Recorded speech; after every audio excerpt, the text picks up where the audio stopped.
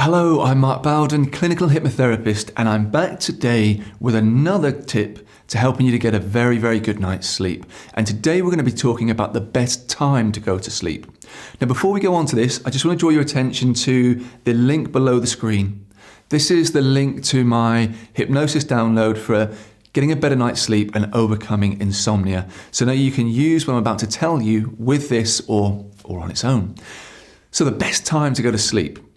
A lot of people will have their own ideas of the best time to go to sleep. They might say, and I'm sure you've heard this, 2 hours, for every hour that you go to sleep before midnight, it's worth 2 hours.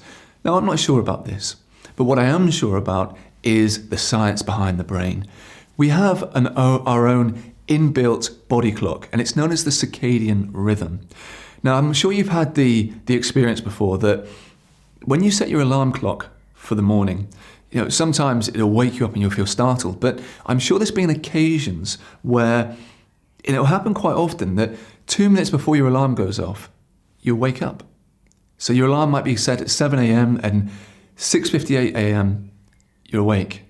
And the same happens the next day and a few days later. And it can be a bizarre experience, but there's a reason behind that. Because our bodies and our minds have our own inbuilt body clock, and this is the circadian rhythm. Now, when we start to get a nice rhythm of timing of when we go to bed and timing that we get up, it gives our own inbuilt body clock the potential then to start setting ourselves in a nice way for getting us prepared for bed at night and waking us up in the morning at certain times. What becomes very difficult is when our bedtimes become erratic. So, for example, if I go to sleep tonight at 10 p.m. and then I wake up at 6 p.m. and then the following night I go to bed after watching a film at 11:30 p.m.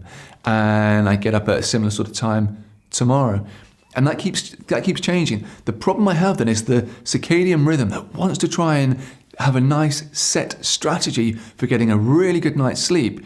It's being thrown out all the time. So what we want to do is try and be.